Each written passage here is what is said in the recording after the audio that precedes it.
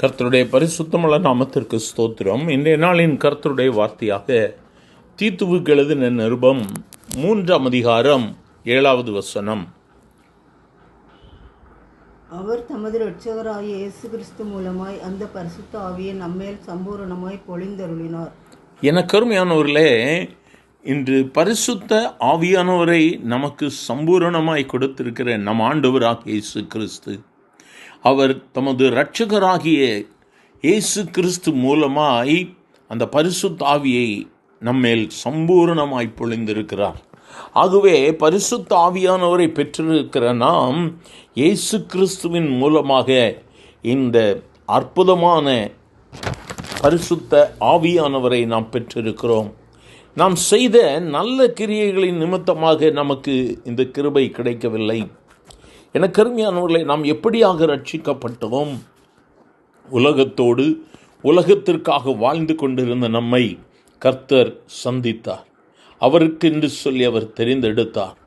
வேதம் சொல்லுகிற வண்ணமாக தமது இரக்கத்தின்படியே அவர் நம்மை அவருடைய கிருபையினால் இணைத்து கொண்டு பரிசுத்த ஆவியினுடைய புதிதாக்குதலினால் நம்மை அவர் ரட்சித்தார்.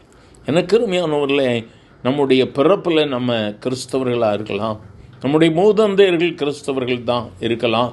அதெல்லாம் மேன்மையில் இன்று கிறிஸ்துவை நீ எந்த அளவில் ஏற்றுக்கொண்டு இருக்கிறாய்? ரட்சிக்கப்பட்டு நீ கர்த்தருடைய வார்த்தையின்படியாக நடந்து பரிசுத்த ஆவியானவரை உன் உள்ளத்தில் ஏற்றுக்கொண்டு இருக்கிறாயா என்று நாமே ஆராய்ந்து பார்ப்போம். நம்முடைய நீதியின் கிரியைகளின் நிமித்தமாய் அவர் நம்மை ரட்சிக்கவில்லை. நம்முடைய தாகம், நம்முடைய அன்பு, அவர் நமக்காக கல்வாரி சிலுவையிலே சிந்தின ரத்தம். எனக்கு அருமையான தேவ பிள்ளையே, அருமையான ரட்சிப்பை பெற்றுக்கொண்டு அமைதியாக இருக்கக்கூடாது. இந்த ரட்சிப்பை குறித்து மற்றவர்கள்ட்ட சொல்லணும். அவர் கர்த்தராய் இயேசு கிறிஸ்து சிந்தின ரத்தம் ஒரு நாளும் வெறுமையாய் போகக்கூடாது. கர்த்தர் உன்னை எதற்காக தெரிந்தெடுத்திருக்கிறார்? இந்த உலகத்தோடு கூட நடந்து உலகத்தோடு கூட ஓடுவதற்காக அல்ல. உலகத்தில் நீ வாழ்ந்தாலும் இயேசுவுக்கு சாட்சியாக நிற்க வேண்டும் என்று சொல்லி அவர் உன்னை தெரிந்தெடுத்திருக்கிறார்.